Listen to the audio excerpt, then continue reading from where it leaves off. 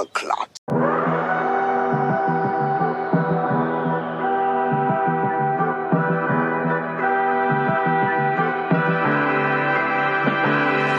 raccoon has smiled upon us tonight. In our faith, the sacred children of the raccoon never waver. Everyone watching us, as this child shows us the way. You might have just sentenced a bunch of children to death.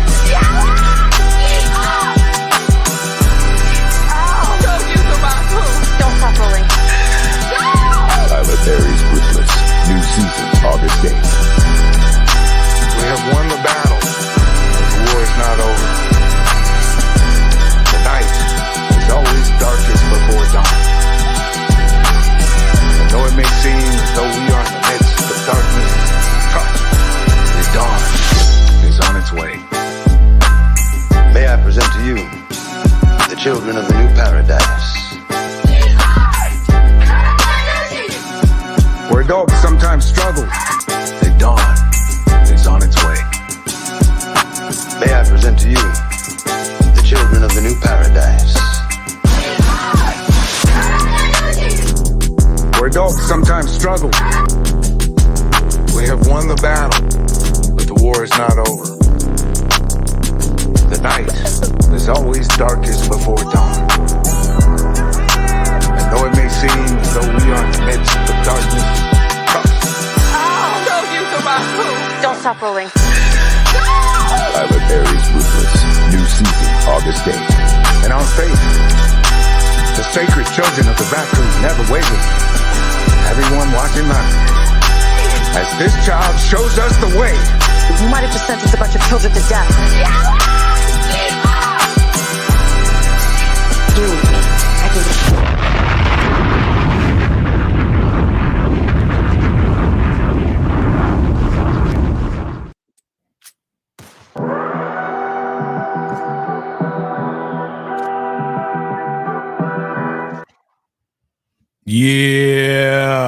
Yeah.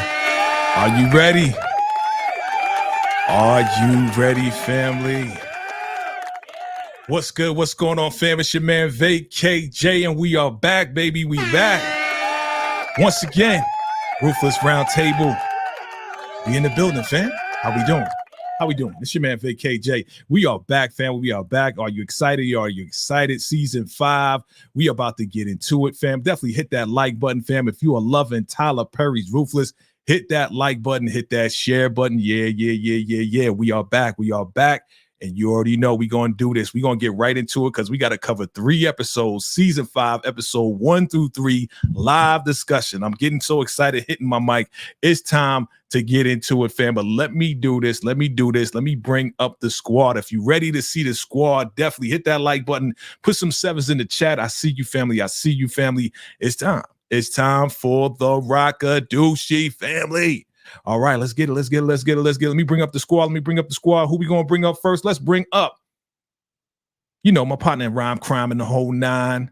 Listen, I can't do this without the number 1 ruthless addict herself. You know what I'm saying? That's the, that's tenderoni. She ain't no phony. Let's get into it, fam. It's your girl, Tika Deshawn. All things ruthless in the building. What's good?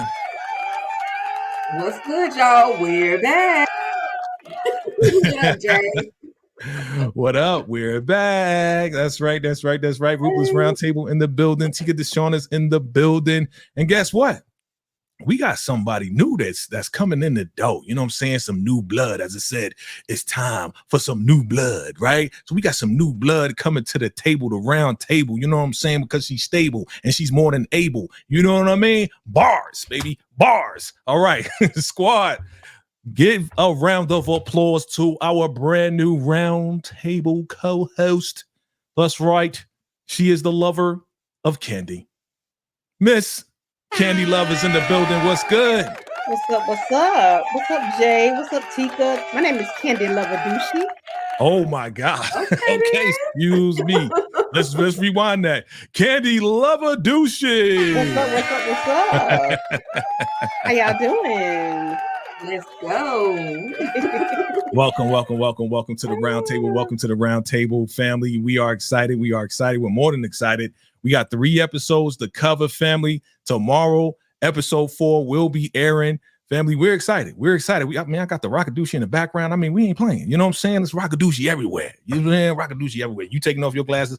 I'm gonna take off my glasses too, so they can see the baby blues. All right. All right. Okay, the Lord. Yes. You know what I'm saying? Shout out to Tika Deshawn. She got her hair all dead, looking all nice. You know what I'm saying? Getting ready for her world premiere. She about to go to some other stuff. Of course, listen, I'm a man. I give compliments. Okay. I give honor where honor is due. Okay. Give honor where honor is due. So let's get into this, fam. Are you ready? Are you ready to rock Kadushi? You know what I'm saying? You got to do like that. Ready to rock Kadushi. All right. So let's get into it, fam. But before you get started, though, yes. Before you get started, can I say salute to you in that damn intro? Oh, can y'all put fire emojis in the chat? Like, let's go. Okay. I appreciate that love. I loved it. Yeah. Appreciate that love. I put that together a couple of days ago. You know. Rocky Balboa, you know. I mean, you know. Okay. I'll be doing my thug this. I'll be doing my Rockadoochie. You know what I'm saying? I appreciate the love. First off, I want to ask you guys before we get into it, because we got to get into it quick. What did you think about the first 3 episodes? What do you rate the first 3 episodes as a whole, just in general? I'm gonna start with you, Tika.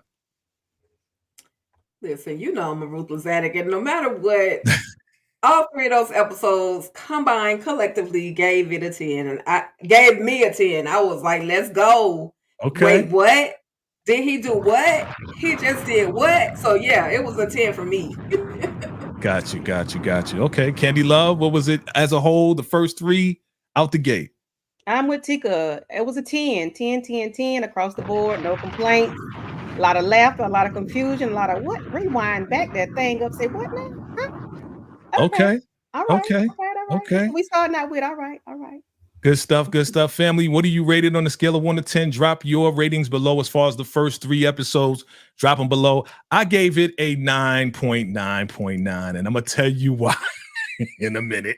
But let's get into it, fam. I'm gonna be the first one to start off. We're gonna start off with episode 1. Let's get into it. Ruthless Round Table, episode 1. And where do we leave off? We left off, as I start my videos, we left off where, yes, the highest was captured by George and Lewis. And yeah, your girl, Bridget, got popped, right? What was your reaction when Bridget got popped? His reaction. I'm going to start with you, Tika. Listen, when Bridget got popped, and then they literally stopped everything that they were doing. George and Lewis, well, primarily Lewis was like calling her name, Bridget, like, bruh, you act like you didn't even care about her previously. You getting it in porta potties with other chicks talking about you getting information, but now that she's got popped, now you want to stop and feel bad. But I got a little choked up for a moment. You know, every time every time a character leaves the Rockadoochie compound, no matter how they leave, I get a little choked up. Even though she was doing my girl Ruth kind of dirty, but you know, right. Okay. Okay. What about you, Candy? How'd you feel about this whole beginning episode and him feeling bad, and then here comes Daikon and the crew? What was your reaction? I laughed. I said, Bridget, you know, he didn't really like you like that, right? So, you know, you can't put your, you know, all your feels into a man, and then he let you, you know, get unalive, even though it was out the blue. But it was funny to me. Lewis's reaction, that's Lewis, right? Yeah, Lewis's reaction to her being popped was like, dang, you really like her? And then, you know, what happened to him after that? You was like, okay, y'all starting out with some heat. I like it. Okay. I see you in the chat. I see you guys in the chat. 10, 995 emojis. Okay. Listen, I was laughing pretty much because we kind of knew this was going to happen. But again, we thought that it was one of the guys that popped Bridget, right? As we find out later, when Tika goes through it, we'll find out who actually did it. But yeah, they taking these guys away. You know what I mean? And your boy got excited for his dear Daikon. Boy, I tell you, your man was so excited. He went over there, gave him a little peck on the lips. I was like, right? But then, you know, it was good to see that happen. As we move on, we see that the crew is looking, and they're in the jungle. I said the jungle. They in the woods and they're looking for a freaking bank. Come on, man. Come on, man. Tika, come on, man. What's going on here? What's your reaction to this? I'm like, are y'all really gonna look for a bank in the middle of the night? Like, really? As if the bank is really gonna be open? What about getting somewhere to safety out of harm's way and then, then finding that bank when the sun is up? But Right. they got themselves in a bit of a trouble in this moment. But I was Yeah, they sure like, did. okay, at least they got farther than a few other people. Right. Candy, what was your reaction to them looking for a bank? And, again, my thoughts are, hey, man, get far away first.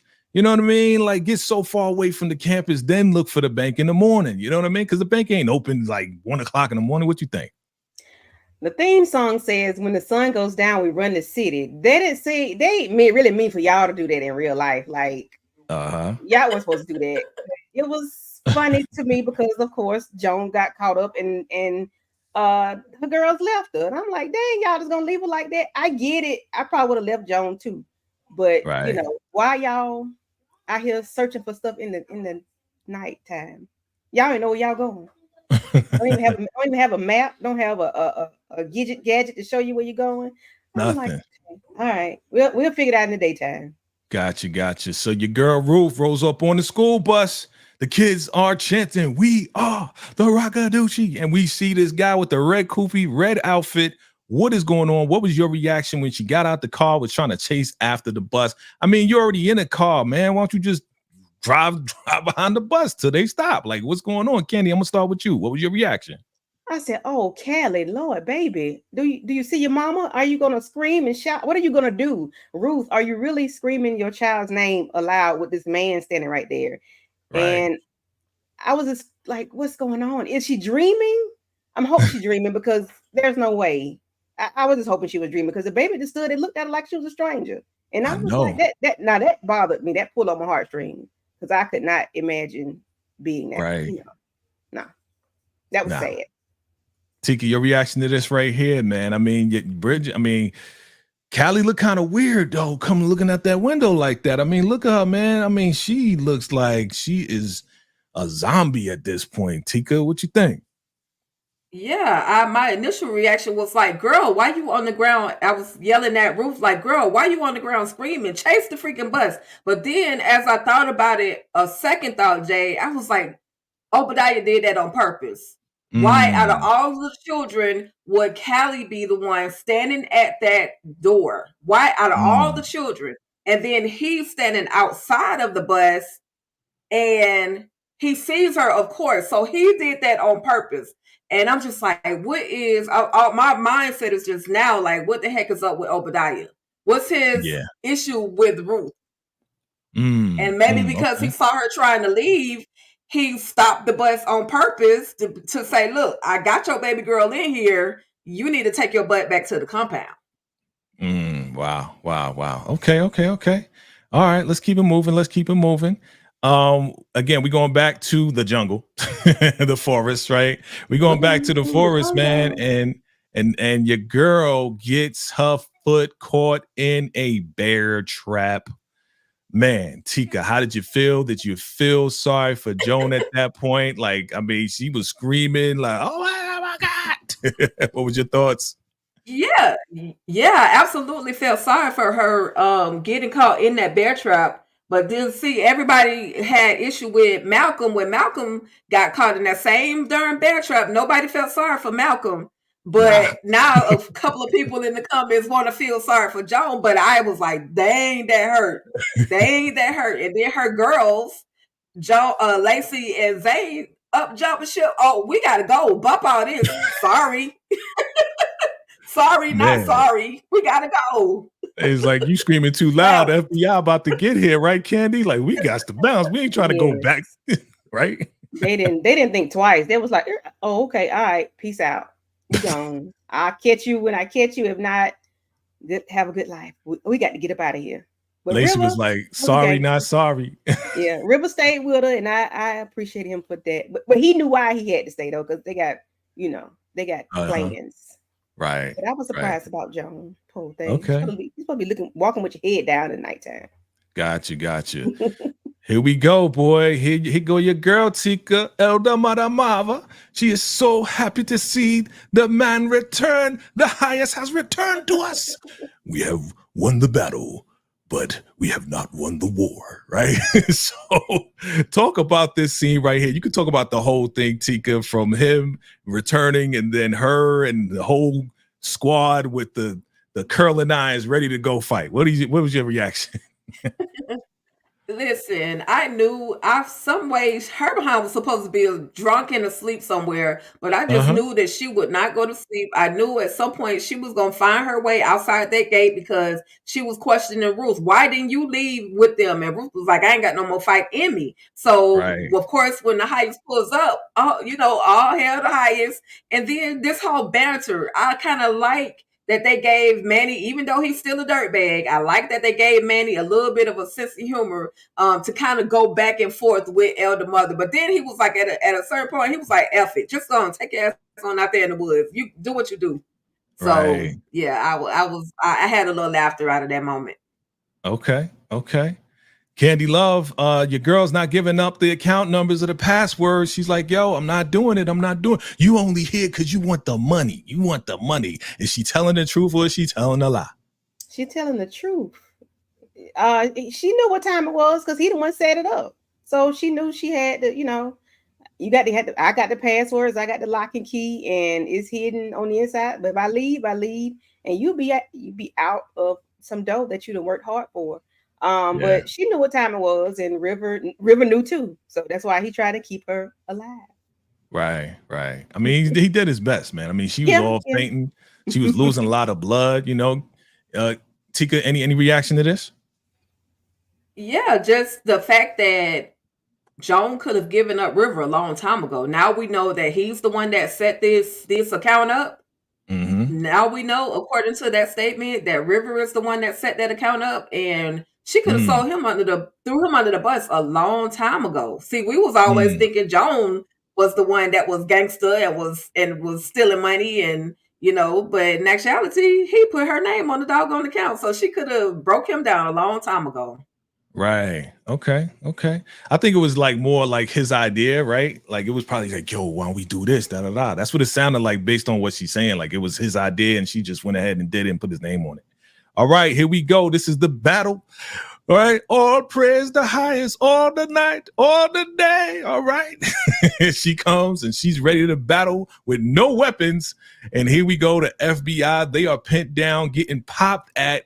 Right? Who are they getting popped at? They getting popped at by the cartel. Like, I was so surprised to see this is how we were going to be introduced, right, Candy? What was your reaction to the now new cartel with your boy Glitch and Keys, Lady Keys? What was your reaction to this? Who are these people? Hopper, who are these people? And then I'm like, who? I was really like, who are they? And then, of course, we found out they're a cartel, and they just are popping off and popping away, and she's by any means necessary. I got to find my brother. That's his brother. His brother. Yeah, he was like, I got to find my brother, whatnot. But I was surprised to see them. I didn't think we were going to see them now, and I definitely didn't think they were going to be looking for him to be alive still yet. Like, y'all. I'm sorry, y'all. He's stinking. Tika, Lilo been going for like 2 seasons, right? 2 or 3 seasons. Yeah. I mean, he been going chopped up in that trunk. Yeah. Right. Yeah. And they just now looking for him. The fans have been asking. But the fans been asking, when are they gonna come and look for Lilo? When are they gonna come for Lilo? And also, if they're looking for Lilo and they're looking for the money, that means that they're on to the fact that some money has been diverted somewhere else. So they're on to it. And now I know why Joan is gonna end up in the position that she's gonna be in. So I was happy they finally introduced us to a Lilo family member or and the cartel, because we've been looking for him. We've been looking for him since he was thinking. Oh yeah. And we found out from Miss Keys that her agenda was to take out the highest finally. She's like, we could finally take out the highest. So it wasn't just about the money, wasn't just about Lilo, it was about taking out the highest, and I guess getting whatever money that they have on the campus. So they know, just like you said, Tika, they know that they've been taking the money. So here we go with Sister Mary and Sister, I think her name was Angela or something like that, but she gets popped, stray bullet, bow. She is on the ground. She is done. And here comes your boy, scumbag man. We got to get you to safety. We got to get you to safety. Again, this is a setup for, the episode that we're going to talk about where your boy is going to be asked to resurrect. We'll get to that. But here we go. We back with the cartel. They are pinned down. They like the plan. He said, the plan wasn't to take out the FBI, but here we go. Keys is about to pop Elder Mother, and she pops her in the hand. You see the little blood right there? And she goes down, her hand is popped like, oh my goodness, oh my God, call Miss Cleo, call me now. And he's like, Glitch is like, yo, we got to get out of here, dog. We got to get out of here. You know what I mean? So they are ready to go. I mean, Keys, we know, got locked up and everything else like that. I'm trying to speed it up a little bit, as you guys know. What was your reaction to Elder Mother getting pop, Candy? I hollered, I laughed, and I rewind, and I laughed some more. I'm like, oh, Elder Mother finally got something that she could feel, like for real, because it's time for her to get something she can feel and calm her behind down, because she be turned up too much, and that still ain't helped none, because she was still turned up after this. But I laughed at it. I'm glad it wasn't more than what it was, because I don't want her to leave. I do want her to be around, but I want her to have that hand and have that band-aid on it, and I want her to use that to her advantage as much as she can, as we know she will. Okay. Absolutely. I enjoyed it. You enjoyed it. All right. Tika, look, the scumbag crew, they locked up. All right. Daikon's in there like, yeah, we got to figure out what's going to happen. You know what I'm saying? But you're the best. You're the best. He's bigging up Daikon. Remember last season, boy, Daikon was going through it, man. What was your reaction to this right here? Them trying to figure out and seeing your boy Peter, Tika? Listen, I felt like Peter was going to resurface. I really felt like he was going to resurface at some point. I just didn't know exactly how he was going to resurface. But I'm like, Peter, how you standing there like you didn't just try to escape too? Like, right. How you just acting like you weren't a part of, even you didn't have your own agenda. But then, of course, George and Lewis are in there begging and please your highest mercy. Nah, bro, you done tried to pull the blicky on the highest. Then you pop the highest, and y'all pop Daikon at the same during time. Y'all ain't no mercy. I love y'all, but there's no mercy. So, but I did like the ab shots. Of course you did. Of course, Candy, go ahead, chime in with your little ab conversation there. Go back. Well, I got you. All right. Yeah, you want to see this? This is not all the Queen's men, but go ahead. Go ahead. 6, 8. We got 8 packs on one side. We got 6 packs on the other side. Listen. What up, I was speaker? like, okay, yes. Yeah. I ain't hear nothing how you said. But they were in there begging and pleading, and they was in there. I'm sorry. I didn't mean to do it. I'm like, y'all just hush and just take whatever they're gonna give y'all, because they don't care what y'all got to say. It really don't matter unless y'all finna let him see y'all, and that ain't finna. Y'all not finna let him do that. So just take the abuse and keep on moving. Not George. What's his name? The white guy, Peter.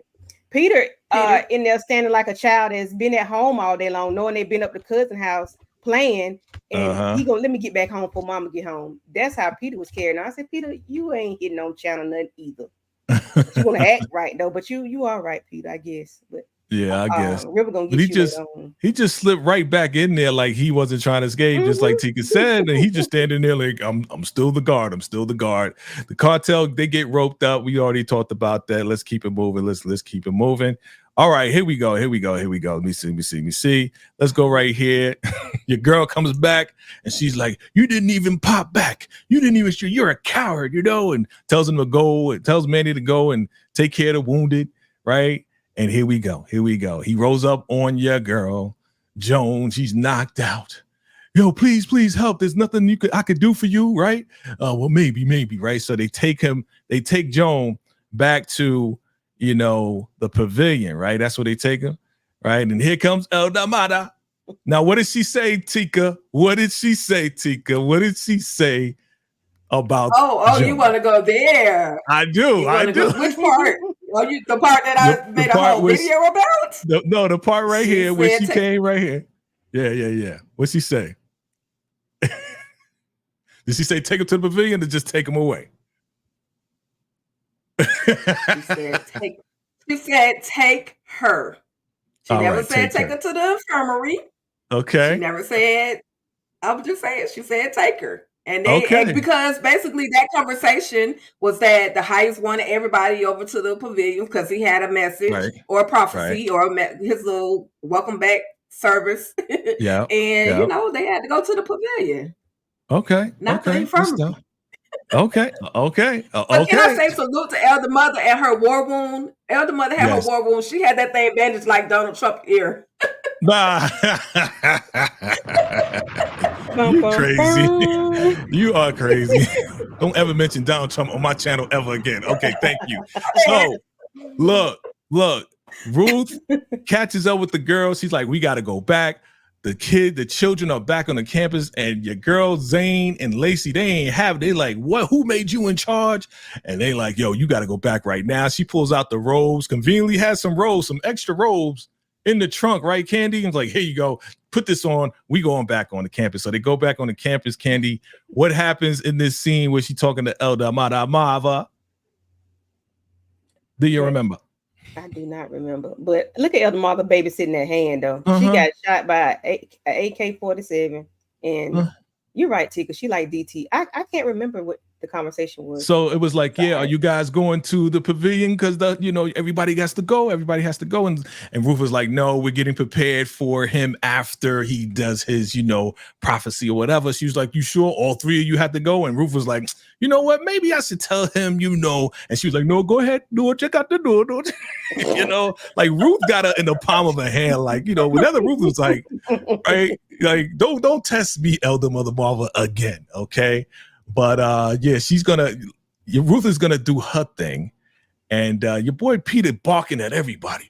Yeah, go to the pavilion. What are you doing? Go to the pavilion, right? All right, let's speed this thing up. Mm-hmm. He goes. Oh, here it is. Let's go. Man. Yeah. So your boy is like, yes, we survived. It is what it is. And then let's see if she shows up. Elder, there she is, Elder Mother Marva. And who do we see right here? We see your girl, Joan. Now, again, some people, this is very controversial here that your girl would be here. Some said, wait a minute, why is she here? I mean, she's losing blood. How is she even sitting up right there? You know what I'm saying? Like, some people said, hey, they took her straight to the pavilion. I mean, not the pavilion, the infirmary. And some people are like, yo, why is she here? Is this a bad cut? Whatever it is. But again, Tika said, take her away. And she didn't say go to the infirmary. So she's sitting right there, family. What do you think? Chime in below. I mean, is this a bad cut or is this supposed to be? All right. Is this supposed to be? Bernie's vibe. You know what I'm saying? Like, that's what I say. Okay, we can have burn. It's okay. Yeah. All right. Let's speed it up. Let's go. Your they man gave her a shot though, Yeah. Your man leaves and guess who? But go ahead. All right, cool. I was just gonna say, Marva gave her. She wanted them to go to that prophecy because she was thinking, another injured, and then she was like, well, maybe the highest's prophecy or his message or whatever could actually heal the wounded, and the highest says the same thing at his prophecy. So that's it, y'all. Got you. Okay, cool. So here we go. All hail the highest. All hail the raccoon. Your girl got the lingerie on, looking real good. All right, y'all want to talk about abs? I'm going to talk about my girl. You know what I'm saying? She right behind me. There she goes. She right behind me. Yeah. All hail the highest. She ready. That kind of like, what the hell you doing here, yo? Because, he thought he was going to be alone with the highest, right? And she's like, I'm here to celebrate the highest. What'd you think about this whole scene, Candy? Run it down, top to bottom. I was like, are we going to see anything? Of course, we did not. But so Ruth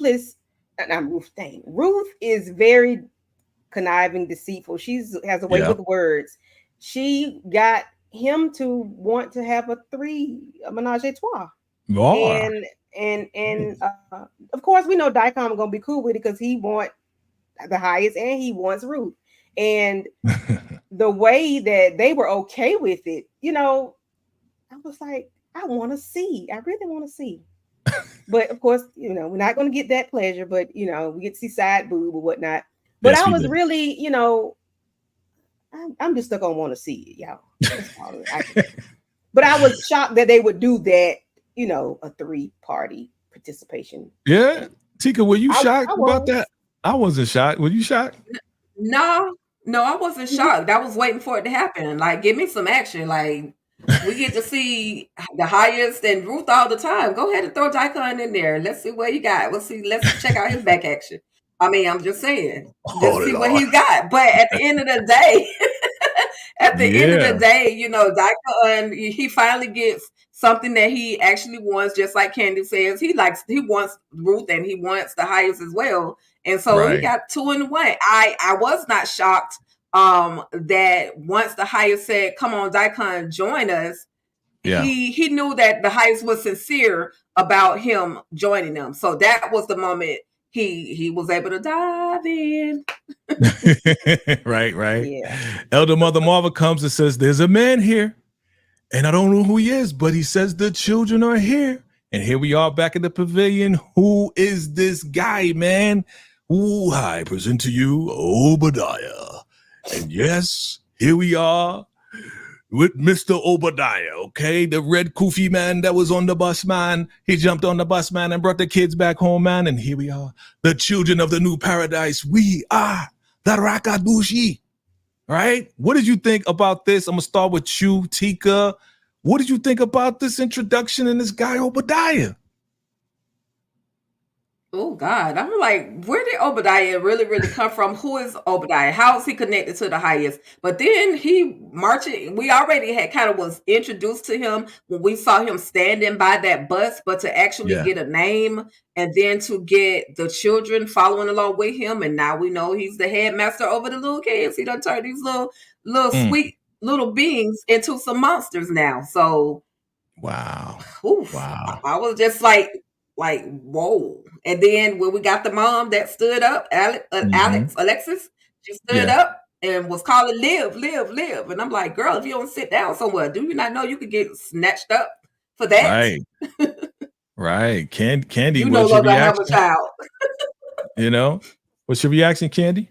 I was shocked and appalled by the children and the way they were just so on point. They were on point. They were on it. And they didn't flinch. They didn't look at anybody. They looked straight forward. Like they were trained to look eyes straight forward.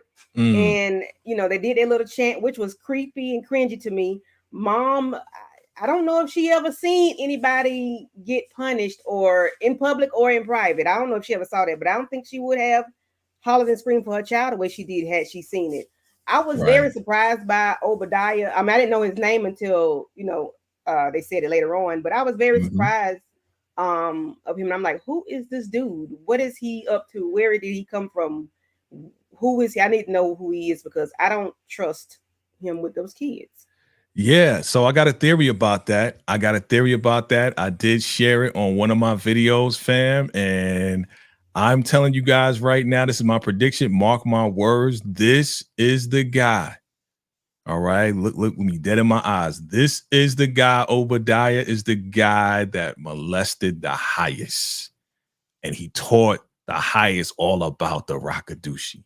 He's the guy behind it all, because if he's teaching these kids and your boy the highest is entrusting in him, yeah, I believe he's the one, that old man that he sent, that the highest sent the kids off to that hotel for. Okay. And now he's teaching them all of this crazy stuff. So that's my prediction. Let's see if it unravels. Let's see what happens with that. That's a good one. Because again, we know nothing about him. That's a good one. He is an older man. He's older than the highest. You know what I mean? Yeah. So he called your girl Ruth to go and take Alex out. And she's like, I'm not going anywhere. Now, apologize to the highest, right? So she apologizes in the whole 9. And again, we're going to see what happens next in the second episode. Are you ready, Tika, for the second episode of Tyler Perry's Ruthless Season 5, ma'am? Got the glasses on. You ready? Absolutely. Ready? I got to put my glasses on so I can see, because I can't see nothing. I can't see y'all comments or nothing. So shout out to the chat. Shout out to the chat. So here we go. Tika is going to take over. I'm going to bring up your slides, ma'am. and we're going to get right into it, and you can go ahead and do episode 2. Okay, so episode 2 leaves off from episode 1 where they're all in the pavilion. We see the children in the pavilion now. The highest is going to tell Obadiah to take the kids away, and he's also going to tell Ruth go handle Alexis. But when he calls Ruth, y'all, she looking. Let me see if I got that. Yeah, she's looking like kind of shocked because she sees her baby girl Callie as well. So the highest kind of has to call her multiple times to snap her out of that moment. So either Candy or Jay, which one want to go first? What were y'all thoughts on Ruth and her reaction to seeing baby girl Callie? And her name is not Callie anymore; it's Ruby. Right. I was I was laughing at Ruth because Ruth was just like, huh? Like she ain't here to hide. She's like, I know you're not calling on me to go handle this chick. You know what I'm saying? Like, I really don't want to do it, but I gotta do what I gotta do. So I could understand why, Alex was just like, yo, this is crazy. This is crazy. That's my baby. Like, I think this is the first time she's seen her in a long time, just like Ruth is seeing Callie, aka Ruby. So I think it was a big shock. Candy, what were your thoughts on that moment? Like Jay, I understand why she didn't do it. Because she didn't want to do that in front of for one, she didn't want to do it in front of the kids, I would think. But she was stuck on stupid because she was looking like, I know you ain't calling me. Like, who, my name is what? And she was like, no, why are you calling me? But yeah, Callie was, Ruby is, her name is so close to Ruby. That's weird. He would do that. Highest would do that. But that baby she's stone faced. Like she has no life in her now. But the lady, she need to calm down about what's going on because she's never seen anybody get a lashing or be punished, electrocuted or whatnot. So I'm gonna need her to calm it all the way down. Yeah, definitely. Alex or Alexis. I gotta figure out what her name is. But she's definitely in Tally mode. If y'all remember way back in season 1, when we saw Tally was just like this. She wanted her baby, she wanted her child, and so now we're seeing a whole new Tally. So then you guys, everybody was talking about this comment or this situation where why the heck is Lacey laughing at everything? I'm like Jay is gonna trip out when he see his girl has snapped. That's my explanation behind the whole laughter out of nowhere. Talk to me, Jay. How did you feel about seeing your girl back on the Rakadushi compound after being literally coerced on getting back on the Rakadushi compound by Ruth? I felt bad for her because I knew eventually she was gonna snap. I knew eventually it was gonna happen, and for her to be smiling and laughing at this whole situation, which is not a laughable situation, that's how you know she's gone. So I felt bad for my TV wife. I was like, baby, I know you've been back and forth on the campus. They took you away. The guys went all up in you, then you came back and the guys went all up in you. And then you almost got stabbed through being stabbed, and then you had 18 other guys just digging. I mean, I felt bad for my wife. You know what I mean? We need to get her off of that. All right, free Lacey, but she already snapped, so now we got to take it to the rubber house. It's just terrible. Absolutely, yeah. She has definitely snapped and flown the cuckoo's nest. But Candy, I want you to talk to us about the moment where we see Ruth and she has made her way over to the children, but of course Obadiah is there and he's like, basically, what you doing over here? Like, I already know who you are. I know you're allegedly pregnant. Like, what do you want? And just let me know how you feeling about that whole moment. Okay, he got to go because he was mad disrespectful. He was like the one that you get to keep or something like that. Like, she's not yours anymore. Like, Callie's not hers anymore, but then she's expecting one now. But if you get to keep it, I forget exactly what he said, but I'm like, sir, if you don't hush your mouth, what are you doing? Ruth will take you out of here. You just don't know. Just you wait and see, your time is coming. But she could, it's like they don't want to, I guess, because they know that's her child. They don't want them to look at the kids, and I get it, but like, sir, what are you doing with those children? Because you are too possessive, too you got too much going on. And I didn't like the way he didn't want, of course they don't want anybody looking at the kids or whatever, but maybe certain people can be around the kids, like they had Bridget and all those other ladies last season with the kids, watching them and teaching them and things. But when it comes to Ruth, but I guess because her child is there, she cannot have any contact, can't even look at the kids or her child or none of the kids. But I just didn't like the way he handled Ruth. I can't really exactly remember the conversation, but I do know he mentioned her. That's no longer your child, and then the one you still have. But yeah, he got to go, and Ruth gonna take him out. I know she is. But you know what, and I definitely think you're right, Candy. But also he sees right through Ruth. Like everybody has been captivated by her. Daikon has been captivated by Ruth, as well as the Hyas. They both have been captivated by her. However, Obadiah, it's like I see right through you. I see you for who you truly are. So I've got a feeling who she really is going to come out later on in the season, but I'm afraid for Ruth a little bit. I'm kind of afraid for her. You think she might have worked for him or for his people, maybe, or something like? I won't say so much as that she's worked for him, but I think he's seen people. He's a teacher. He says he's a teacher. So he knows people. He knows how they move. He knows, when they're trying to run game on you. So I think he sees that aspect of who Ruth really is. So all I can say is I fear for her. But then Jay, your boy, the highest, he needs the cocoa, he needs the powder, he needs a little hits. Usher me, your man's what he need the spoonful. Talk to us, Jay. What were your thoughts on this man? Your boy need the magic. He need the magic, man.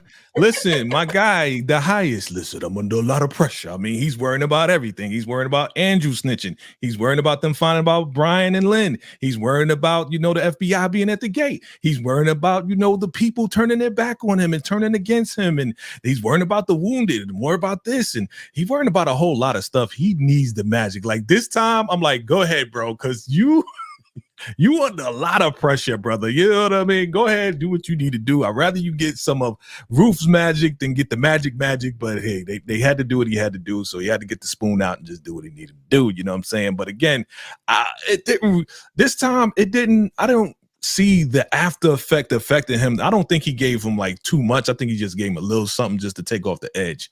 Because usually when he gets a little something, he's like out for like all day. You know what I mean? So this was like a little dosage that he gave. Definitely. And he's definitely aware that the cartel is on his tail. Okay. I don't know how he do. Yeah. So let's see. We're gonna jump because I know we got three episodes. This right here. How y'all do my boy Aaron like this? Desiree and Cal, y'all dirty. This man was out there waiting for so much time to hear something about his wife, Laura, and y'all ain't say nothing. But salute to my boy Aaron. He finally got on a clean outfit. And then, unfortunately, they tell him that, unfortunately, it was some crossfires, some situations happened, and your girl, she gone. Candy, talk to us about that moment. No sympathy, no empathy, no nothing. And y'all know who I am. Y'all know who my father is. And y'all want to play on my top like that? Oh, no, I got some for y'all. But I didn't like the way they handled it. They didn't care. They just told him what they had to tell him. And, the lady probably still alive and breathing. Who knows? I don't know. We didn't see her. But they just didn't care how they handled him, and had him waiting all that time.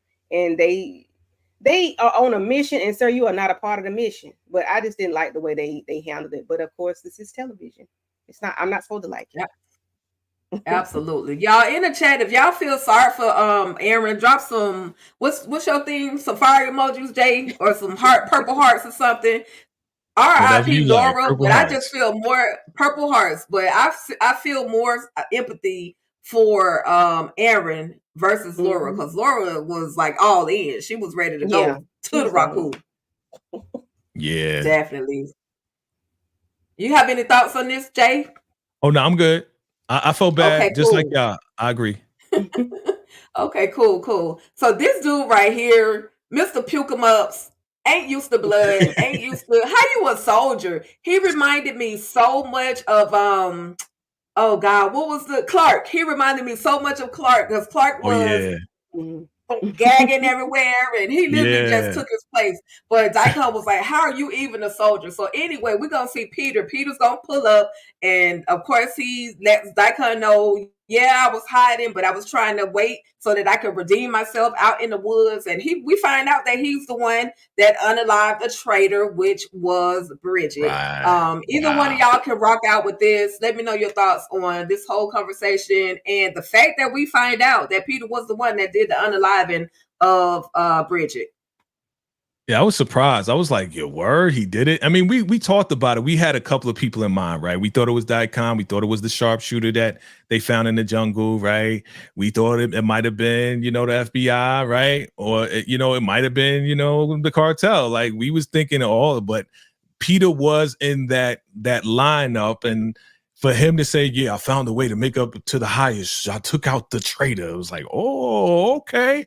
Well, you ain't going nowhere because your boy Daikon forgives you. He's telling the soldiers, "This is a real soldier right here." You know what I'm saying? Daikon, he in a whole different space right now. And I do like him in this space because he's like trying to bring up the morale of the people again. Because again, we took a whole lot of losses with, everybody getting popped and the wounded being around and everything else like that. He's trying to get the morale back up. He's trying to get it back. But to hear this news right here, oh yeah, Daikon, boy, he's happy as hell, Peter. So I was okay with that. I was okay with Peter being the one and really just proving himself so he can stay safe. Because if he didn't do it, he'd be locked up with Lewis and George right now.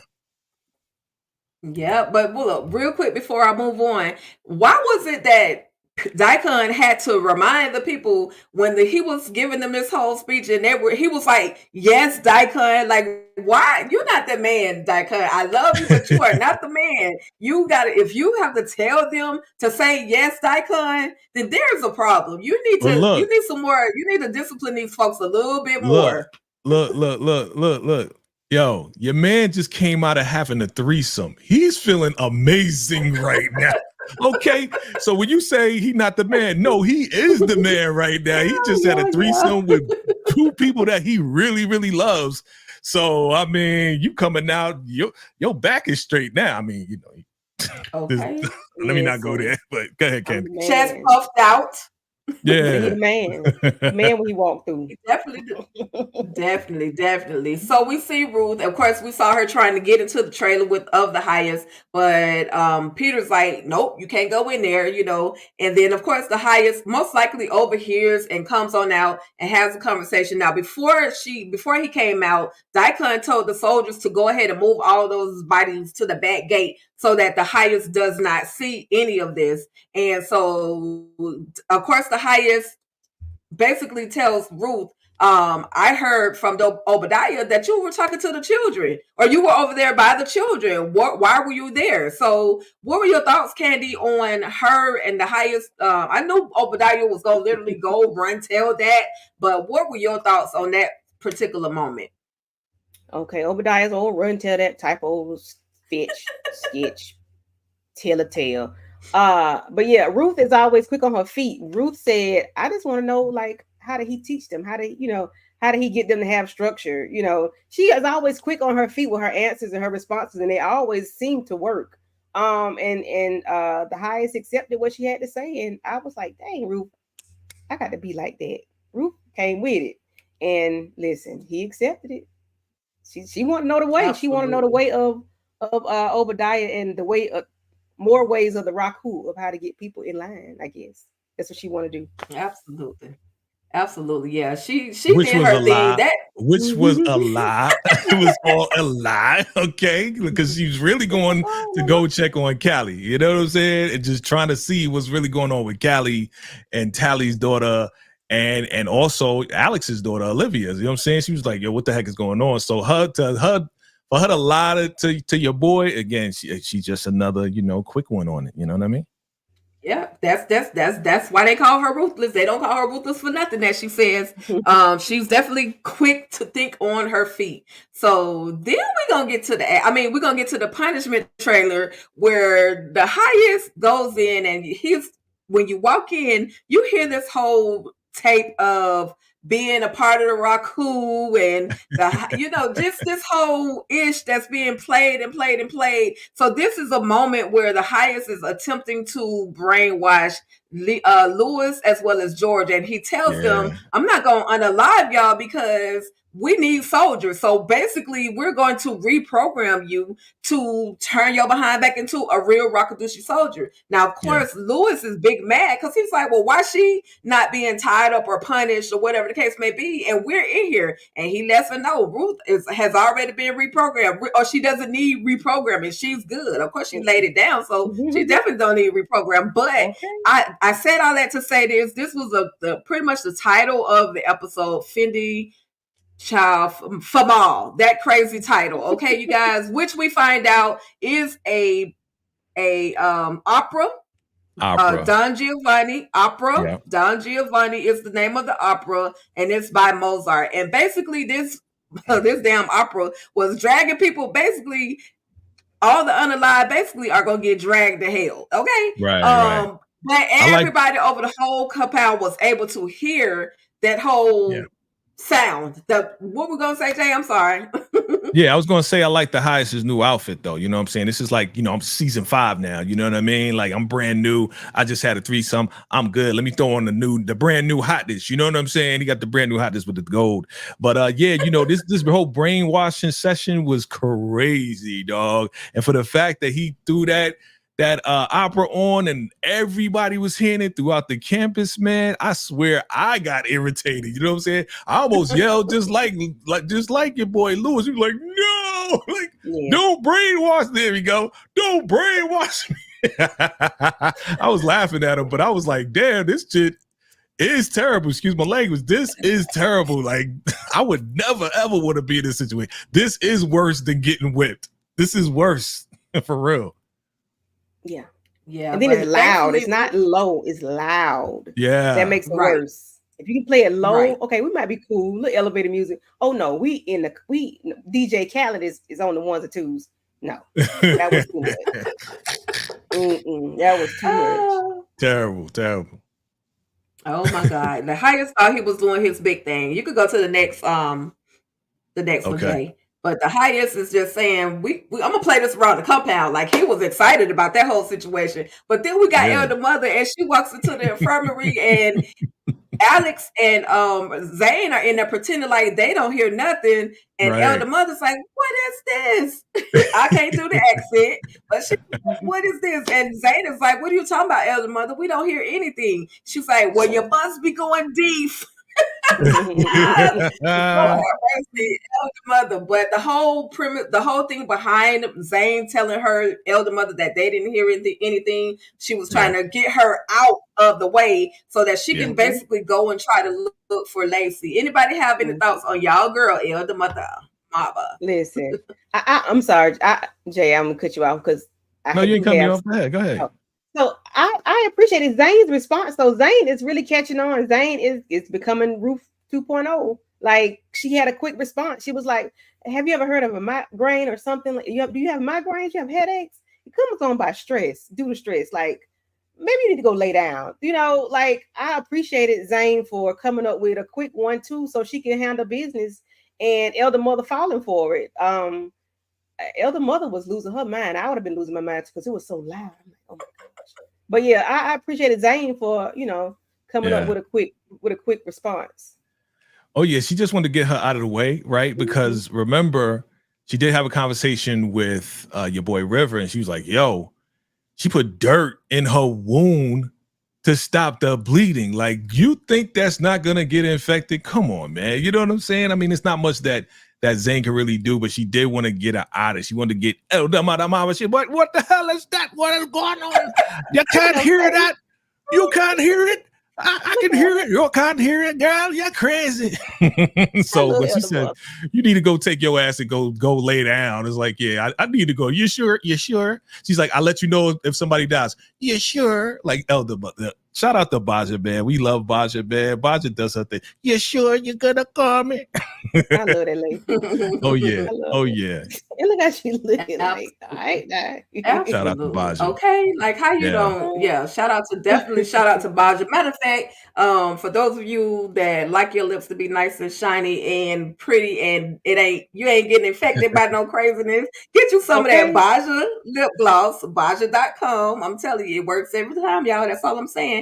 Moving right along. Quick commercial break. That's right. Right.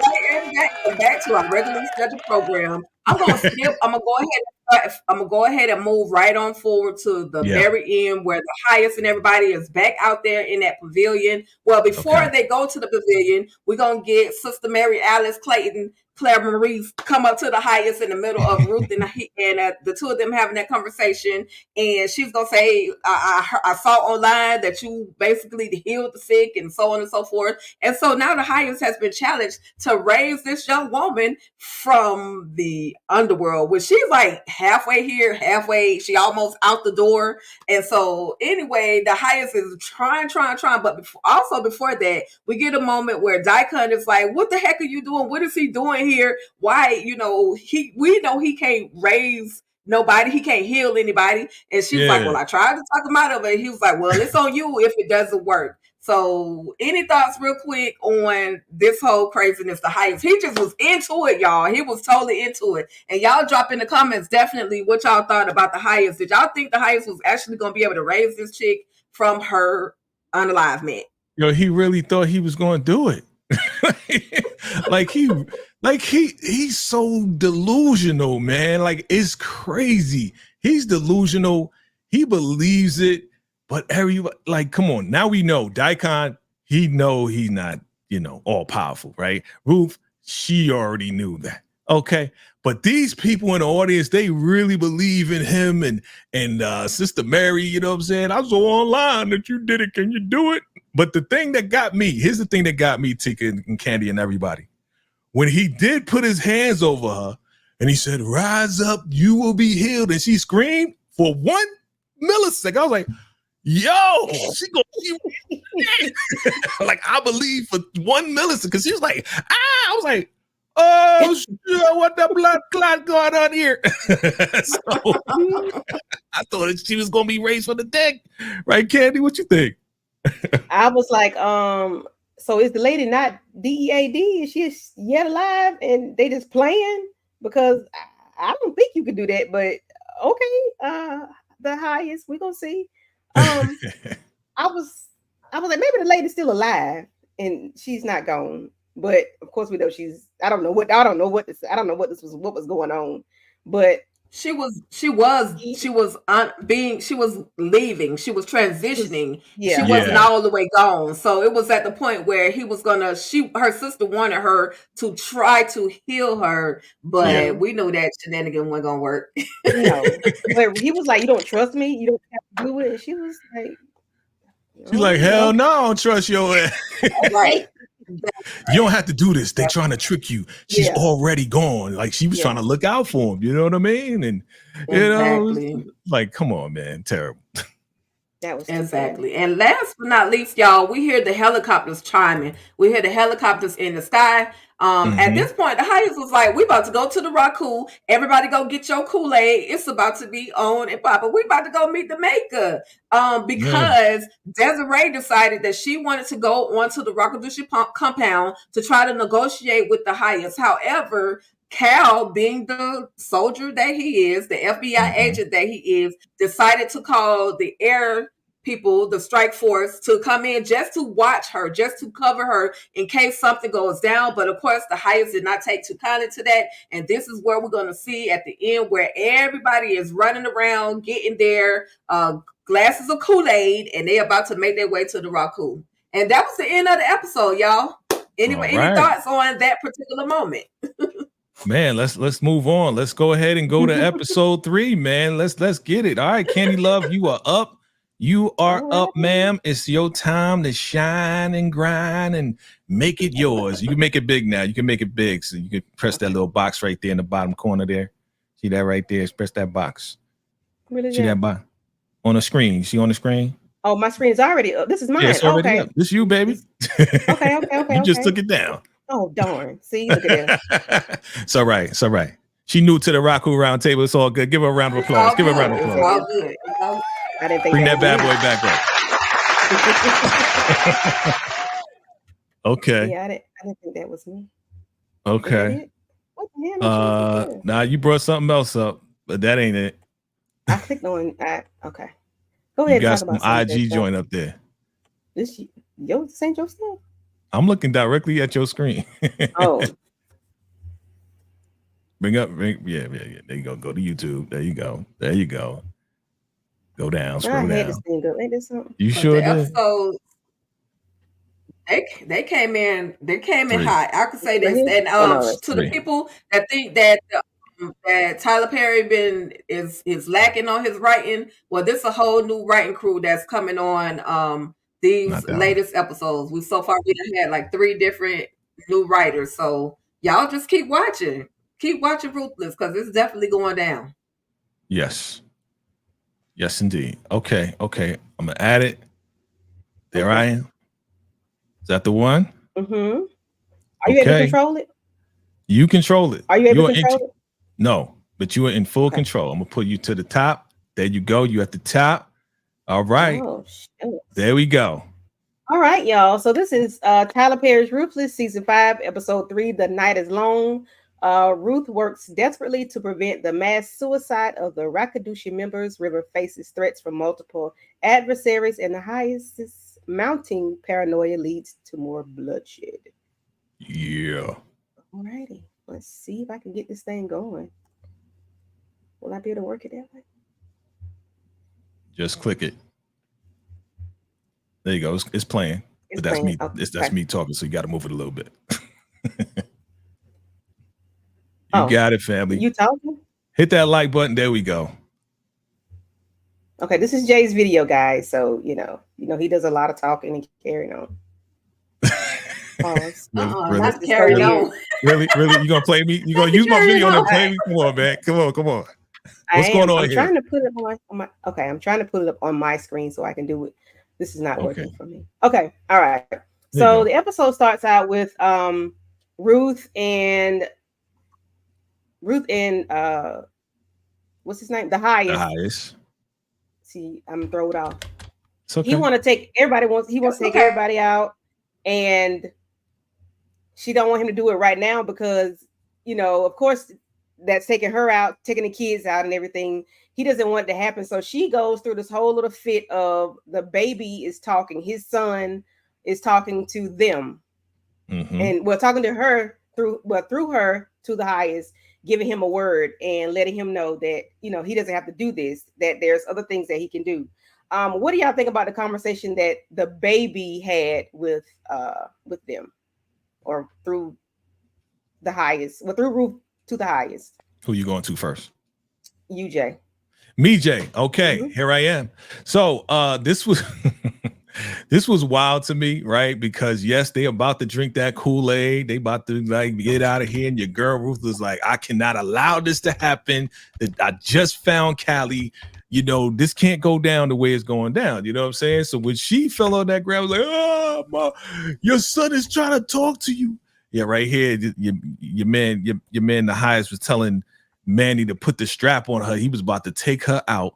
But when she went down on that ground, it was like, oh my God, your baby, your son wants to give a prophecy. I was like, okay, here we go with that Oscar-winning performance by Ruth Truesdale. Boy, I was like, okay, I want to see what's going to happen now, right? So this was definitely funny at the same time. I was like, all right, what you going to come up with? Because you got to come up with something real quick, Ruth. What's going to happen next? Yes. So, Tika, what are your thoughts on this right here with Manny having the blicky pointed directly at Ruth? Yeah, I knew the highest told him to. Yeah, he's gonna be absolutely obedient to what the highest is telling him. But can I just go back just a second and just say I was hoping Ruth would let him just get a sip of the Kool-Aid. Just let it get to his lips and down, just a little bit down his throat. I was hoping. But yeah, Manny does what he's instructed. He's trying to make sure that he doesn't get unalive, popped, whatever, just like the others who made the mistake of thinking that the highest was somebody to mess around with.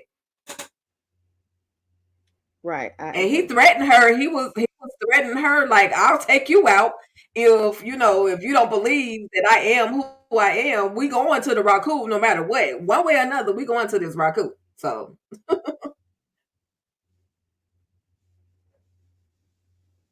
okay. I got it moving. It's moving. Y'all see it moving? Yep. On your end? Yeah, it's moving. Yep. Okay. Okay. So we get to the part where we see Lacey, and Lacey is coming out of her clothes. She's laughing and giggling and carrying on and kiki and haha. And I'm like, what the hell is going on with Lacey? And not understanding what's going on with Lacey. What are your thoughts, Jay, with Lacey and her? I'm not going to say shenanigans because we know she's going through something right now. But what are your thoughts on Lacey and her, the way she's going through the emotions of what's going on with her? Because I know she really snapped, yo. Like it's a wrap. Like I am so afraid for Lacey right now because who knows what she's going to do. Again, we saw the trailer. There's a lot of other things going on that I'm totally like scared for her. Like she's going to do something crazy to hurt herself. And it's not looking good for her. It's not looking good when she's now. They about to go to Raku and she strips off her clothes. Like, what was that about? There it is right there. There it is right there. Like, what are you doing, honey? Honey, well, nobody told you to take off your clothes. What we doing here? You know what I mean? So what are your thoughts, I was just Tika? Concerned. I'm sorry, Jay. Yeah, I was just concerned. And Tika, she definitely. Yeah, she was having a nervous breakdown. Sad to say, y'all, I've seen something like this happen. Where the whole laughing for no reason, ain't nothing even funny, but the person is laughing. So I knew at that moment that poor Lacey, she had done snapped. And nobody is like, girl, put your clothes back on. Everybody is so engulfed in what Ruth and the highest has to say. And so shout out to the one. The one came through with a prophecy. That's the name of the baby. So shout out to the one for coming through with that prophecy. But yeah, Paul Lacey, I really, really, really empathize with her. I really empathize for her. That's just too much. You got to think about it. She's been everything what could go wrong with Lacey did go wrong with Lacey. Just like Jay mentioned earlier, she's been not almost, but sliced a little bit. She's been popped. She's been essayed multiple times. And so, it was bound to happen. It was just bound to happen. Okay, cool beans. So so we get to the part where we see, let me see if I can get it to go. Elder mother and is being stripped of her duties from the kitchen, and Ruth wants her in the infirmary. So we know that in the infirmary, in the kitchen, that there are the highest's medications and medicines and things that keep him sane and cool and calm and collected throughout the day. So thoughts on, Tika, what do you think Elder mother is thinking when of course we know she's not happy about being stripped of her kitchen duties, but why is the kitchen so important to Elder mother? Because the elder mother loves to feed the highest. Only her food is good enough for the highest. So now her duties of giving the highest his food, putting that medication in his food, has been stripped away. She can somewhat control the highest, but now her ability to even control the highest has been taken away. You have been demoted to the infirmary, elder mother. So she just has that attachment. She's always felt like she's the only one that can actually care for the highest. And by her taking that power, by them taking that power away from her, it's like now I'm not there to help the highest. I'm only, caring for other people. So, right. So, and Jay, what do you think Ruth is going to do with the kitchen by it being now? He's going to be satisfied with her food, or is there another alternative or motive that's going to go on with this? Well, I think her taking over is to guarantee that no more, stuff goes into the food for the entire campus. Because remember, it's not just the highest; she's cooking for the entire campus here. You know what I'm saying? So. Right. she's been wanted that to stop anyway. She definitely doesn't want, to keep giving the highest stuff. So now she's in total control of that. So with all of that being said, it's like, okay, well, now we're not going to give him any more stuff because he'll feel good and then turn around. The after effects, the side effects of the stuff makes him erratic, makes him angry, makes him crazy, and he starts doing crazy stuff. So we've seen that over and over and over throughout all of the season. So now she's in total control of that. Yeah, and that has played multiple times. But we've even seen her sprinkle the dust on the food while they're serving the people, the breakfast, outside. So she really they was thinking it's like salt or something, or like some seasonings. Like, nah, bro, that's some cocaine. You know what I'm saying? So we get to the part where we see Barbie and Ken, because I can't remember their name. Barbie and Ken are outside. Desiree and Cal. Yes, thank you. Desiree and Cal not stalking, but they're outside of the compound trying to see what's going on with it, and then we get to where we see the news reporter lady and the guy get out the van with the camera, and they're trying to film. If I can speed this up, trying to get a live on what's going on outside of the compound. A few words from Desiree, and she lets her know so we can't get any information. We can't get any try to ask her some questions, and she doesn't have any comments. So she said, that's what you're going to tell me, that's what you're going to say. So what about the senator's daughter-in-law? What about that? So you're really not going to say anything to me? You're not going to respond? You're not going to talk? And of course, she really doesn't have anything to say. It's like she's letting them know it's off limits, it's no-fly zone, and there's nothing for them to say. So Jay, what are your thoughts on this lady? Who is she going to be to Desiree and the FBI, or will she be something to them? Oh yeah. So again, the reason why she's there is because your boy Aaron got super pissed off and went to the press and told the press, listen, the FBI is messing up. They made they were supposed to rescue my wife, but they unalived my wife by mistake, and you need to go in there and find out what's going on and expose the FBI for what they're doing. Right. So once we found that out, her name is Laura. What was it? I forgot the name. Senator Pollen, yeah. Laura Pollen, Aaron Pollen. There it is. So yeah, she's going to, we saw the trailer, she is going to investigate and do her 1-2 on the journalism, but she's going to find out that Desiree is going to need her help. And eventually, they're going to get inside somehow, some way. So I'm looking forward to seeing how this reporter is going to spin it and talk to the highest to get him to allow them to come in. That's the mystery. Like, yo, the highest, he don't want nobody coming there doing nothing. So I want to see what she's going to say in order to, get the entrance into the campus, because she's very diligent, very, to me, she's one of those journalists that's hard nosed. Like, I'm going to get this story no matter what. We're going to keep filming. We're going to do what we got to do because I wanted my Pulitzer Prize. She's that type. She's that type. Yes, thank you, sir. So Tika D, what do you think this lady is going to do if she's allowed to go into the compound? Do you think she's going to fall in the trap, or do you think she will still work for the FBI? What do you think about her?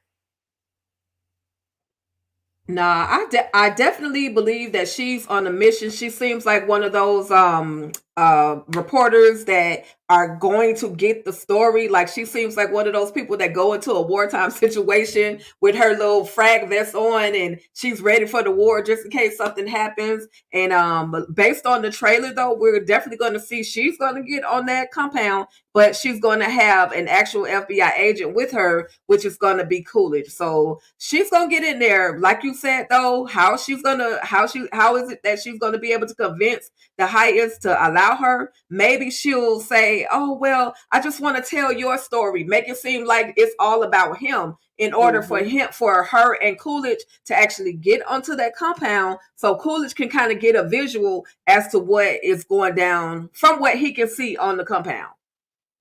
Right. Okay, so we get to the part where we have Key in the prison, and they throw her a bag of let me see if I can get there. A bag of like a cheeseburger or something. And it's definitely not her steak that she asked for. It's something. She is highly upset. She is not happy with them for doing that, because I don't know how she thought they was gonna give her a steak or not, but yeah. So we get Elder Mother in the kitchen, her and Zane, and she's saying it's her last moment in the kitchen, and she has his chalice. What is so special about that doggone chalice?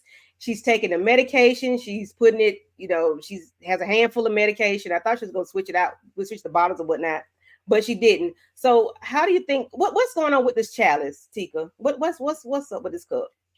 Is it because it's the highest cup? It's just, yeah, definitely. It's definitely because it's the highest cup. His special chalice is gold. It don't look like all the other plastic paper, blue, pink, and yellow paper cups that they gave everybody else. So it's something special. But not only in that moment does she want to clean the Hyacinth's chalice, that's a way for her to get by herself so she can take the Hyacinth's pills up out the kitchen. So the Hyacinth is about to wreak havoc on everybody. Elder Mother knows exactly what she is doing, and it's literally gonna go down. Sneaky, look at her, just sneaky, the damn devil. Listen, with that AK-47 holding her hand. Oh my gosh. Yeah. Oh, Elder Mother. She wrote for this though. She wrote for this. Oh yeah. She had a handful of medicine. I'm like, lady, what are you doing? But it's gonna be hell and when he is detoxing and don't want to detox but she knows what she's doing. So Jay, we get to where we have what's his name? River giving Ruth Trues there the highest praise, letting her know that she did very good with her performance. She's gonna win an Emmy, daytime Emmy, nighttime Emmy, a Grammy, Oscar, all the teams of the teams of the teams. Because she did such a good job on her performance. Yeah, she's gonna be an EGOT. A ruthless EGOT. So, what are your thoughts on River's conversation with Ruth? Well, again, this was like, you once again, Ruth, you did it again. Like, you almost had me fooled, but really this was a cry for help, right? It was a cry for help because these guys, from Daikon to Manny to now Peter, is gonna make his life a living hell. I need your help. Can you help me? Can you tell your son to give a prophecy to get these guys off my back? Like, he is really desperate because he knows that these guys are gonna give him super challenges. But I'm looking forward to how he maneuvers out of that and the transition, because I already kind of know, right? Tika we kind of know. But I'm looking forward to how this plays out. Right now, he's in a desperate position, and it's going to change. It's going to shift in a major way that's going to shock all of us. And I don't know if that's going to happen in episode 4 or 5. I did a whole video with the synopsis. I'm not trying to pay attention because I want to be as shocked as everybody else just watching it. But yeah, River's desperate right now, but that's going to change, family. Guaranteed is going to change. And she leaves him high and dry, and he doesn't know what to do, and he know that they're going to wreak havoc on him from all the guys. They got some, Danny, Daikon, and everybody got something going on. Peter, Tika, what are your thoughts with the way Peter dissed River the way he did? Like, is he through with him, or is he just like, what is going on with Peter? Mental. Can I say Peter told River that he was a witch. He had bewitched him because clearly River has that fire head game. That's all I can say. Ew. And so he's got to play it off like he don't love River no more, bro. You just told this man you loved him while you was trying to flee to Rakadushi, and now that you're back in good with Daikon and the highest, you trying to shake him off. But we know, hey, River did that thing, y'all. Oh my god. Oh my god. He did something. I'm gonna try to get this train going. So we get to where to the infirmary, and we, Elder Mother trying to get the ladies, let them know what they need to do, get everything going, get this train rolling. And we see Joan over here, she's still knocked out. Like, poor Joan. Not Lacey. What's her name? Zane said she has used the bathroom, and Elder Mother let her know, like, to take so long, like, hurry up, go and come on right back. Of course, we already know what she was going to do. Jay, but did you think what Lacey was going to do when she had to go use the bathroom? out of the blue all of a sudden? When Zane. Sorry, Yeah. Zane. Yeah. So Zane went to go use the bathroom, and she told her that because she's gonna go check on Lacey. That's what I like about Zane. Zane is always checking on people, always trying to be helpful in the whole nine. But she has to get around the evil elder mother Mava and what she wants her to do for the Raku. You know what I'm saying? So she has to play the role like, elder mother, you're in control. You're in total control, but I got to go to the bathroom. You know what I'm saying? I got to go do some stuff. And, Zane's just going to be sneaky to be helpful. She's being sneaky to be helpful. That's what I like about her. Mm-hmm. And Tika, what are your thoughts on the elder mother trying to give Joan some elderberry juice? And like she's trying to take care of her, but you put dirt on her wound. So what are your thoughts on elder mother and her care for Joan? I was like, elder mother, if you don't get your witchcraft dirt saving behind up out of there, they don't put the wrong person in the infirmary to save anybody's life. She got them old school remedies. I think she thought she was Jesus when Jesus put the mud on the guy or the clay on the man's eyes, and he was able to see again. I thought she thought she was gonna put the dirt on her wound and heal her, and then had the audacity to check her. Oh, you feel hot? You got a fever? Yeah, because you made her sick. Literally. So now the whole elderberry is supposed to help. I don't know how much help it's gonna do for Joan, y'all. Oh, Joan. Who knows if there's like worms or little creatures in that dirt, all of that stuff. Like everything that's not supposed to be in her body is now in her foot. Like, come on, man. Yep. Straight staph infection. Okay. So we get Daikon coming up with a master plan for River. He wants the highest is upset. He's turned up and he's, everybody looking at him like he's crazy. And he knew he couldn't resurrect the lady, but he got people looking at him like he's crazy. And he doesn't like that feeling. And he knows, there's a lot of things going on. He's not happy. He's changed the outfit too, by the way, because that's not what he had on earlier. But anyway, we got Daikon. He got that brand new hotness, yo. He got all that money. They went and got the outfit. They got the another outfit on. And on top of that, he got a new weave. You know what I'm saying? He went to the hairdresser. Praise the Raku for the new hair. Praise the Raku. Because he bald as hell. So we get, Daikon coming up with a master plan to kind of keep the highest kind of calm, cool, and collected. And of course, we know River is part of the middle person of that plan. Little does he know. And he's letting him know that, okay, we have some people out here that are gone. They need to be either they're unalived or he wants to finish taking them out. What are your thoughts, Tika, on Daikon using River to make the highest feel better and, of course, to get back at River? Yeah, Daikon is a whole dirtbag for this, but that's what he does. Rather than that whole punishment be turned on him, he decides to get it turned on to River. Now, of course, we know a long time ago it was William that was enduring all this punishment, but now it's River. So this is how Daikon kind of lives to fight another day by sacrificing River. And we've seen how gruesome these punishments, these moments with the highest that River can be. I'm just like, I like you, Daikon, but that's a dirtbag move. You couldn't find another way to get the highest, out of this situation. But because Daikon despises River so much, and River is a little sneaky. He is in survival mode, but he's sneaky. And so Daikon is just gonna do any and everything to put River in the hot pot. But I hope this doesn't backfire on Daikon later on. I agree. So Jay. Poor baby. Look at my baby crying, man. Oh my God. Like, you don't even have to ask. Like, I already know what you're gonna ask. My baby just cracking up and she's singing, and this is just bad, yo. It's just I could, again, like I said in my video, I can understand though. She is going through hell and back like 3-4 times. Yeah. 3-4 times, Candy and Tika. Like, if you went through what she went through, man, you be cracking up just like that too. You know what I mean? So we praying for my baby. Free my baby. Free her, please. Had I had my slides, I would have zoomed in really, really well on her mouth. Because my question was, How many teeth does Lacey have, Jay? Oh my God. She got just enough teeth to kiss me.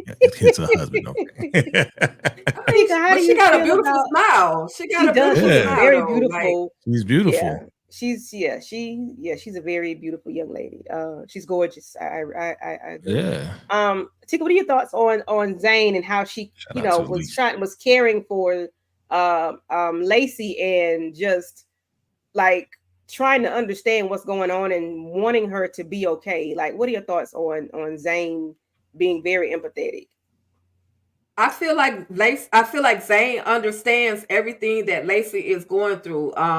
Zane has been a victim as well. She's endured a lot. She even had to get a little bit of a punishment from Ruth, so she knows. Even though her punishments were not as bad as Lacey's, but they were still something that she understood. She also understands the want to leave the Rakadushi compound. She knows what it Yeah. feels like to be almost off of the compound and then have to come back. She also understands the moment of having that breakdown, because I do still believe that Zane did have a breakdown when she popped Josiah in the third season. So she feels it. And that's also, not only that, they're like sisters. They're actually friends.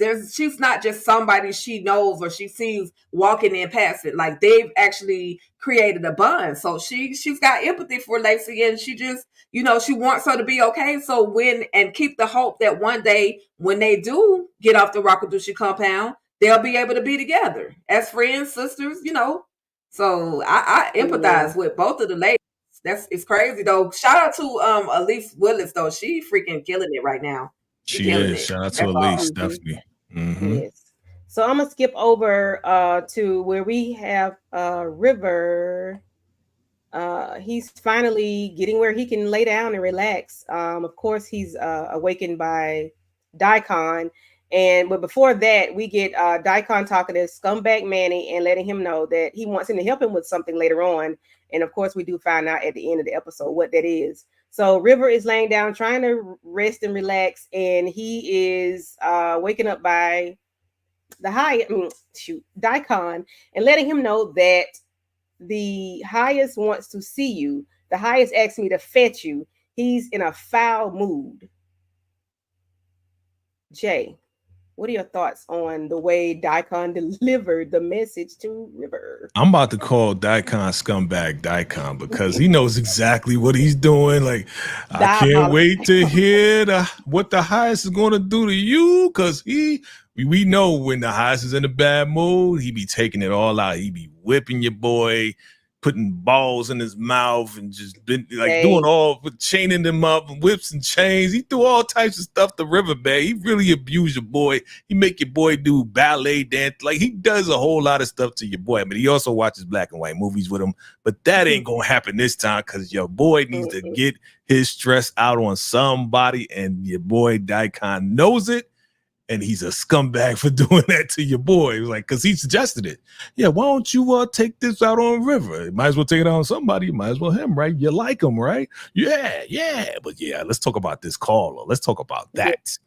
So Tikadushi, what do you think about Desiree calling Daikon? How did she get his phone number? Like, what's going on? Do you think she's going to be part of the Raku in the FBI way? Like, what is she going to do? I definitely don't think she's going to be a part of the Raku. I think she's trying to redeem herself by any means necessary. She effed up majorly. Even though she didn't know that there was somebody, a third party, like trying to come in and infiltrate the Rakadushi compound, but she messed up either way. She lost a couple of civilian lives, lives that shouldn't have been, taken. She even lost one of her own agents. And so she's trying to redeem herself. So she picks up this phone, and the way she probably got the number for Daikon, they only have one little tower in the area. And they can figure, it's the FBI. They can figure, let's figure this out and call him. Call a phone. We don't know who's gonna answer, but we're gonna call a phone that's pinging close enough on this Rakadushi compound. And so, unfortunately, he hangs up. He give her the dial tone. Mr. Telephone Man, something wrong with my line. She hung up on him. or he hung up on her twice, 3 times if you're nasty. He was just wrong. He just was like, I don't talk to the FBI. He's rude. Rude. So we're gonna skip on over trying to end this thing, you know. Hold up. We are missing a very important part. Go ahead. This is the part right here. 2 parts to this that I pointed out in my video. One is when Daikon did finally pick up the phone, he said out loud, I don't talk to the government. The first person, in fact, both of them heard at the same time, was Manny and River. Now, again, I believe that this is going to be River's advantage to use this information, to use it against Daikon in the future, which is going to be part of the major shift that is going to happen in a good way for River. And then Manny's looking at him like, yeah, you don't talk to the government, but you talking to the government. You know what I'm saying? Right. So we're going to see, because again, for River to actually bring this up to the highest real quick, he's going to need a witness. Now, again, Manny he was a witness earlier for Daikon, well, for River, when he taught the Daikon and said, yeah, you know, it's true. River was out there helping the wounded because I found him with Joan, trying to help Joan out of this bear trap. Right? So now Manny, he's probably going to come through for River again because he's going to want a favor from River once River transitions. So, yep. Okay. Yeah, and then Manny was looking at him, you know, side-eyed or whatnot. Yeah. Yeah, he did give him side-eye.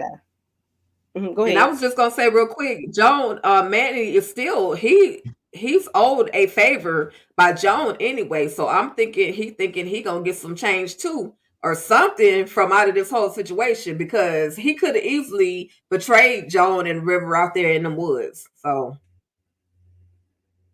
Yeah. So we'll get to the infirmary and we see the people that are half, you know, got 9 toes in and 1 toe out of the grave. And the other mother wants to know, what do they want? What do they want to know? What they got going on?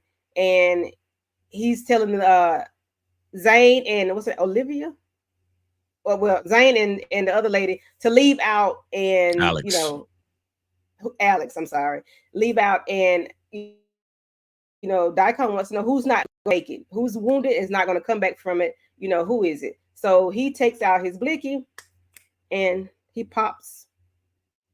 Can we show this? Yeah, I showed it on my video. So yes, you can show. Well, you know, he shows, you know, he pops the person. And so, Tika, what are your thoughts on Daikon taking out the first person? And then, you know, of course, you know, Manny doing the rest of the unaliving. Daikon showed no mercy whatsoever. If you was on the brink of unalivement, you gonna go to the Raku. And he basically, that was another thing that he suggested to the highest, because the highest wanted to just pop everybody. He wanted to take everybody out, but to prove a point. But then he said, no, let's just get the ones that's almost already gone. They won't be able to, you know, be healed or helped or anyway, and they won't be able to help us fight. So we might as well go on and send them on to their maker. And that's literally what he did. He popped one, asked Elder Mother which one. He make the decision. Which one should I pop? He was about to hit Joan with the blicky, but she was like, not her. And then she turned to one of the other females and popped that female. And I'm always talking, salute to Connie McCracklin. You was spared. You lived to fight another day. That's one of the ladies that's laid out on the bed over there. But then, as you see Manny, he went 1 pop, 2 pop, all pop, they gone. And the blood. Jay, what are your thoughts on them being pop, snap, cracker, pop? Yeah, the red paint on the wall, not the red paint. That's all it was. So yeah, this was definitely ruthless, crazy ending. Your girl Alex, you see her face. I gotta get out of here. Like she went nuts. Like I would go nuts. I think we all would go nuts because you don't know what's really going on and why. You know, he told them to go out, so they have no idea what's going on. But for her to hear the popping going on of the place that she Ba-da-da-da. just came out of. Boom, da da da da da. Let me hike up my robe and run down this campus real quick. Exactly. That's exactly what they heard. That was going on. And shoot, you would do the same thing. Tell me, drop in your comments below. Would you do the same thing and hike your freaking robe up out of there and get up out of there? I think we all would. Oh yeah. Yeah. You had to ask me those questions. I'm going. That's it. Yeah. So of course we know, that's the end of the episode. We got, Ruth trying to figure out what's going on with them, what's going on. So, let's see what's going on in episode 4. I cannot wait to see it. What time y'all going to bed or waking up in the morning? Well, you already know we definitely gonna be doing some things, and man, look, family, we appreciate y'all coming through and hanging with us and covering these 3 episodes, fam. And shout out to Tyler Perry for dropping the 3 like he usually does. You know what I'm saying? Definitely giving us that live entertainment. Shout out to Tika Deshawn and Candy Love for breaking it down and being, my co-guest host today. I mean, it's a whole lot going on. It's a whole lot going on. Family, what happened? There you go. I don't know where you went. So let me know, family. Drop your comments below. Hit that like button. At the same time, we want to find out what's going on with these ladies' channels as we get prepared for the next episode of Ruthless. But we want to find out what's going on with the channel first. So I'm gonna start with you, Candy the Lover. Again, welcome to the Ruthless Round Table. All right. Thank you. And what's going on with your channel, man? Let the people know who you are, because I think this is the first time you meeting, the Round Table family. You know what I'm saying? I mean, they know VKJ.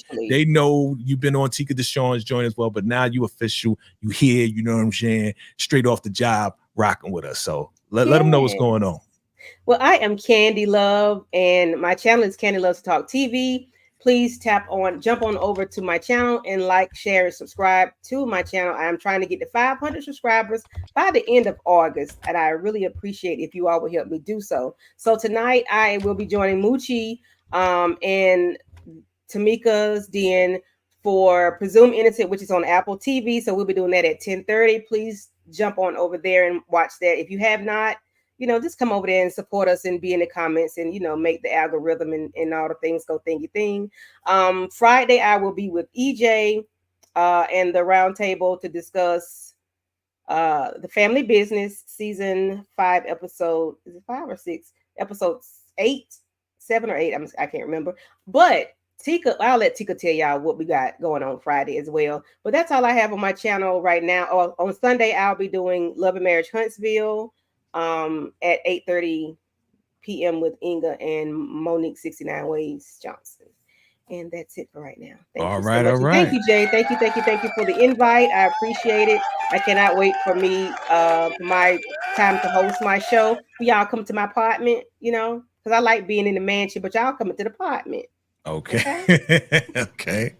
All good. All right, let's go to the homie and macaroni. She ain't no phony. Tika Deshawn, all things Ruthless. She about to do some big things, family. Better look out. What's going on, Tika? Listen, thank y'all so much for coming through, rocking with us at the Ruthless Round Table, the #1 source for ruthless content. Okay, so you guys, we're definitely going to be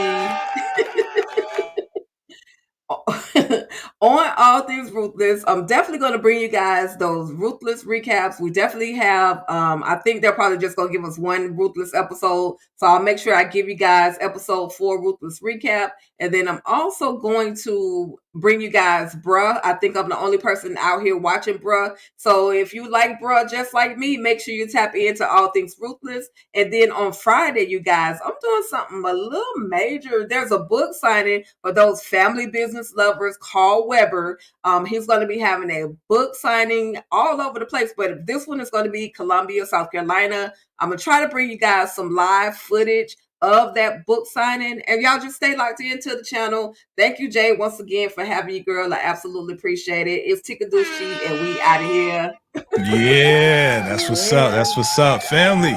As you see, we are the Ruthless Round Table. That's right. You heard it.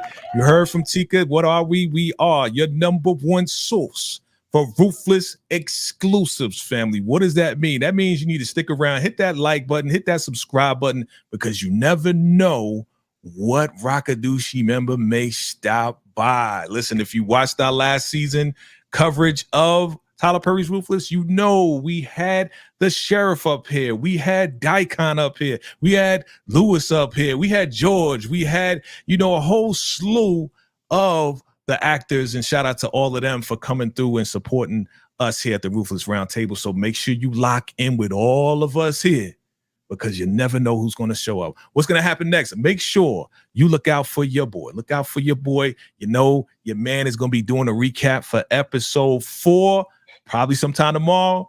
All right, so look out for that. Run those numbers up. Definitely hit that like button as well. And yeah, we are getting ready, family, because Bel Air is back.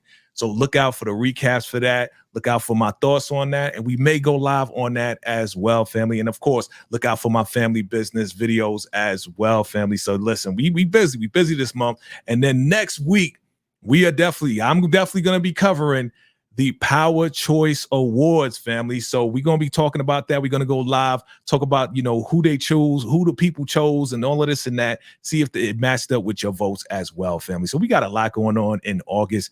We're going to be bringing you nothing but hotness. Once again, thank you to all my vacay fan for bringing us over 14,000 subscribers, and we still running and gunning and doing what we got to do. Salute to everybody for all your love and support. Salute to these ladies as well for supporting your boy. Salute to all the fam that's rocking with your boy Vacay, and I'm rocking with y'all. You already know how we do. So family, we appreciate you all for coming through. Any last words, last words from anybody? Listen, y'all just stay ruthless. Y'all stay locked in. Let me know your thoughts on everybody. Some people, they have their little complaints or whatever about TP doing the writing. Well, guess what, y'all? He's got new writers on the team. What are y'all thoughts? Right. Let us know when y'all hit that. Watch that replay. Throw in the comments what y'all thinking about the new writers that Tyler Perry has brought to Ruthless. Shout out to Armani Ortiz, who's actually directing these latest episodes, and the ish is coming in dark. We said this already, Jay. It's coming in dark. But anyway, I'm so excited. Y'all know I eat, sleep, breathe Ruthless. So I'm just so excited that we're back, and I'm definitely excited to be back on the round table. That's right.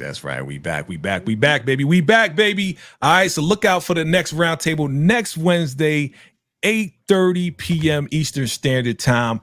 I am VKJTV. That is Candy Love, and this is Tika Deshawn, all things Ruthless, family. And until next time, salute.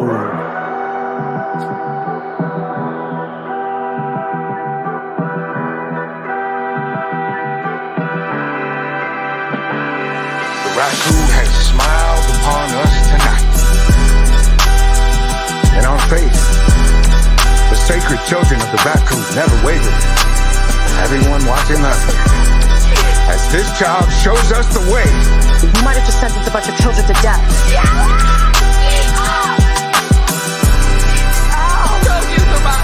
Don't stop rolling. Tyler Perry's Ruthless. New season, August 8th. We have won the battle, but the war is not over. The night is always darkest before dawn. And though it may seem as though we are in the midst of darkness, the dawn is on its way. May I present to you the children of the new paradise. Where dogs sometimes struggle, the dawn is on its way. May I present to you the children of the new paradise. Where dogs sometimes struggle, we have won the battle, but the war is not over. The night is always darkest before dawn. And though it may seem as though we are in the midst of darkness, Don't stop rolling. Tyler Perry's Ruthless. New season, August 8th. in our faith, the sacred children of the raccoon never wavered. Everyone watching us, as this child shows us the way. You might have just sentenced a bunch of children to death.